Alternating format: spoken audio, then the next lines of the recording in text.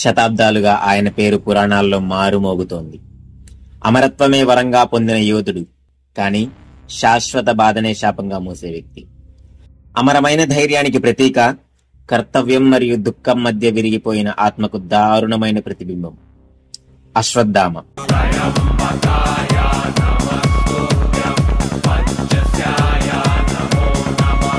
తలపై అమృతమని మెరుస్తూ ఒకప్పుడు ఆయన శక్తి జ్ఞానానికి ప్రతీకగా నిలిచింది.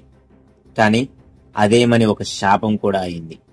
శాంతిని తన నుంచి దూరం చేసి ఈ లోకంలో శాశ్వతంగా జీవిస్తూ ఈ రోజుకి ఆత్మరక్షణ కోసం, విముక్తి కోసం అశ్వత్థామ అన్వేషిస్తూనే ఉన్నాడు. నడిచే శాపం ఒక యోధుని నిశ్శబ్ద ఆవేదన. అతని కథ శతాబ్దాలుగా మారుమోగుతూ ఇప్పటికీ మన కోసం ఒక గాఢమైన జ్ఞాపకంగా మిగిలిపోతుంది. కురుక్షేత్ర యుద్ధభూమిలో యోధులు విజయంతో ముగిశారు.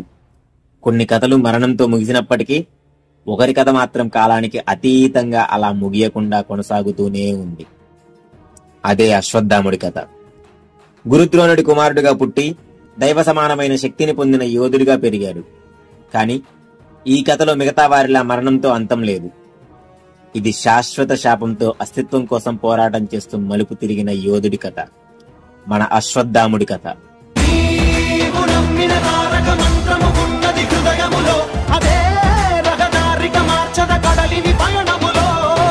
అసలు అశ్వత్థామ ఎవరు? అతని పేరు వినగానే మనసులో ఎన్నో ప్రశ్నలు వస్తాయి. తనకి ఈ శాపానికి అసలు సంబంధం ఏంటి? అశ్వత్థామ ఇంకా బతికే ఉన్నారా? ఉంటే ఎక్కడున్నారు? ఎలా ఉన్నారు? వీటన్నిటికీ కూడా ఈ రోజు మీకు సమాధానం దొరుకుతుంది.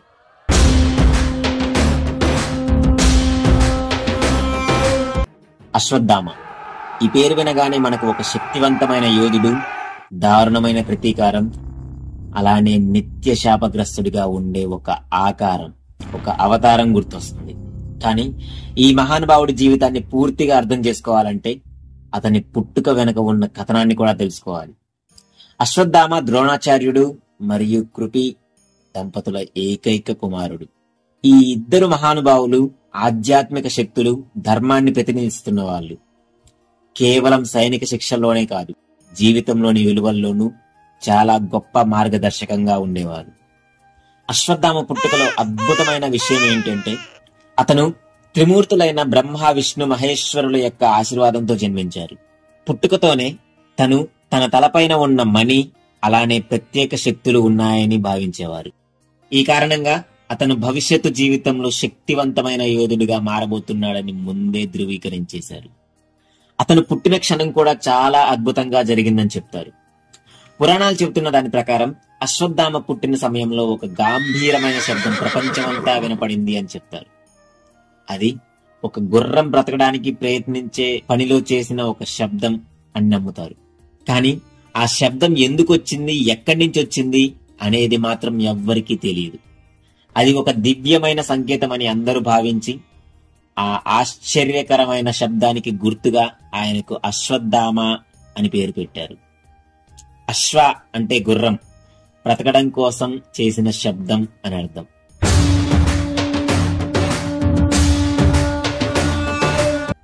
అశ్వత్థామ చిన్ననాటి నుండి గొప్ప వీరుడు కావాలనే ఆశయంతో పెరిగాడు.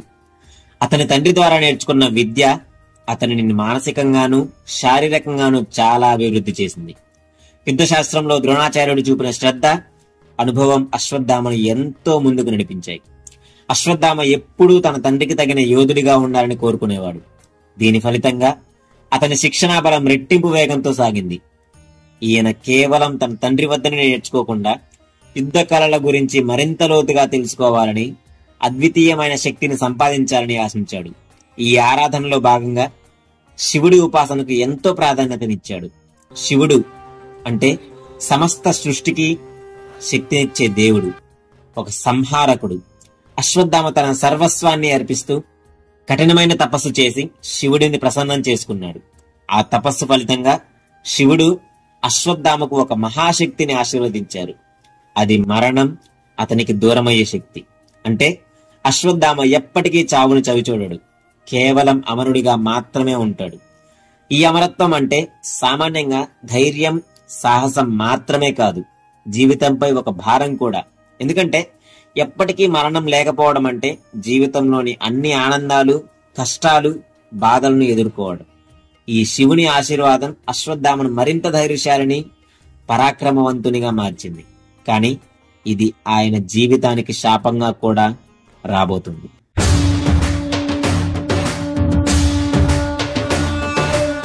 అశ్వత్థామ పాత్ర కురుక్షేత్ర యుద్ధంలో కేవలం ఓ యోధుడిగా మాత్రమే కాకుండా ప్రతీకారం, కోపం మరియు ధర్మ అధర్మాల మధ్య చిక్కుకున్న అనేక భావోద్వేగాలతో నిండిన పాత్రగా నిలుస్తుంది. కురుక్షేత్ర సంగ్రామంలో అతని ఆవేశం, శౌర్యం మరియు చివరికి అతనికి వచ్చిన శాపం అతని జీవితాన్ని శాశ్వతంగా మార్చేసింది. అశ్వత్థామ జీవితంలో అతిపెద్ద మలుపు అతని తండ్రి మహాగురువు ద్రోణాచార్యుడి మరణం. కురుక్షేత్ర యుద్ధం ఓ మహాసంగ్రామంగా, ధర్మ అధర్మాల మధ్య యుద్ధంగా సాగుతున్నప్పుడు అనేక మారుమూల సంఘటనలు చోటు చేసుకున్నాయి. కానీ అశ్వత్థామకు అత్యంత కఠినమైన సంఘటన ద్రోణాచార్యుని హత్య.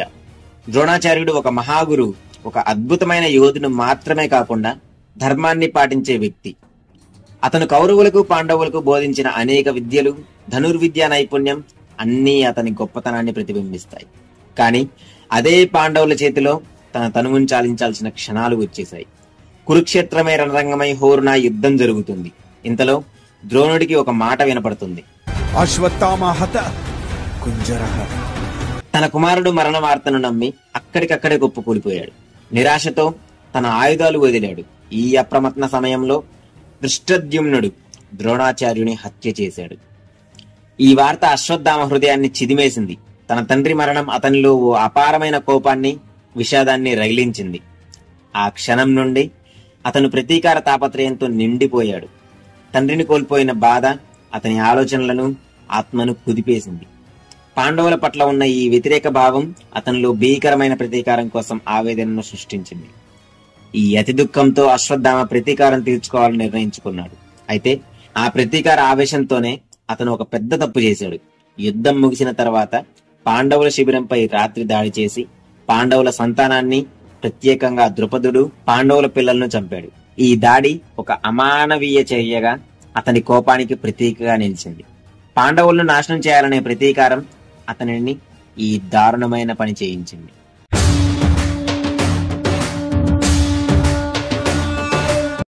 And here comes the game changer, Krishna.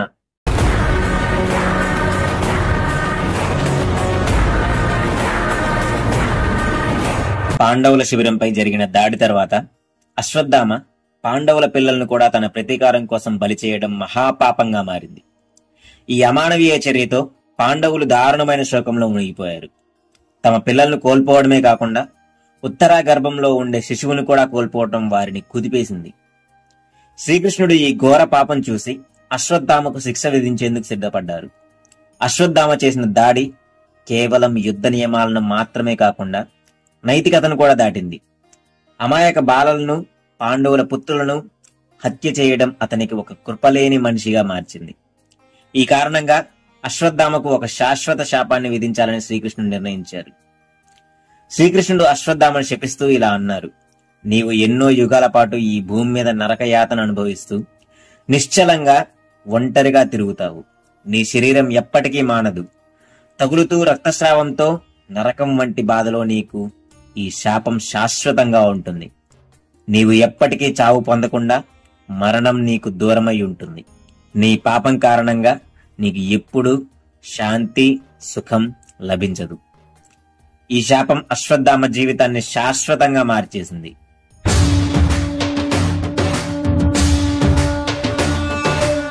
శ్రీకృష్ణుడి శాపం తర్వాత అశ్వత్థామ జీవితం పూర్తిగా శాపగ్రస్తంగా మారిపోయింది. ఈ శాపం వల్ల అతను మరణం పొందకుండా యుగ యుగాలుగా ఈ భూమిపై నరకయాతన అనుభవిస్తున్నాడు. అతని శరీరం ఎప్పటికీ నయం కాకుండా రక్తస్రావం, శరీరంలోని గాయాలతో శాశ్వతంగా బాధపడుతూ ఒంటరిగా శాంతిని ఎప్పటికీ పొందలేని విధంగా ఈ భూమిపై నడుస్తున్నాడని పురాణాలు చెబుతున్నాయి. కొన్ని పురాణాల ప్రకారం అతను ఇప్పటికీ హిమాలయాల్లో, అలానే కొన్ని పుణ్యక్షేత్రాల్లో తిరుగుతున్నాడని నమ్మకం. కొంతమంది సన్యాసులు, పుణ్యాత్ములు అతన్ని చూడటానికి ప్రయత్నించినట్లు చాలా కథలు చెబుతున్నాయి. కొంతమంది మాత్రం ఆయనను కాశీ దగ్గర, గంగా నదీ తీరంలో, అలానే అడవులలో కనిపించారని చెప్తున్నారు. ఇప్పుడు ఇతని యుగ యుగాల పాటు ఈ భూమిపై నరకం అనుభవిస్తూ నిష్క్రమణ లేకుండా కష్టపడుతుంటాడని పౌరాణిక కథలు చెప్తున్నాయి. ఈ విధంగా శ్రీకృష్ణుడు అశ్వత్థామకు ఇచ్చిన శాపం అతని జీవితాన్ని ఎప్పటికీ మార్చేసింది. అతని శాపగ్రస్త జీవితం అతని చర్యలకు వచ్చిన శిక్షగా ప్రతి తరానికి ఒక హెచ్చరికగా నిలిచిపోతుంది. ఈ కథ మనకు మన ఆవేశం, ప్రతీకారం ద్వారా తీసుకునే నిర్ణయాలు మన జీవితాన్ని ఎలా ప్రభావితం చేస్తాయి అనే మాటకు ఒక ఉదాహరణలా ఉంటుంది. అండ్ ఫైనల్ గా నేనేమంటానంటే,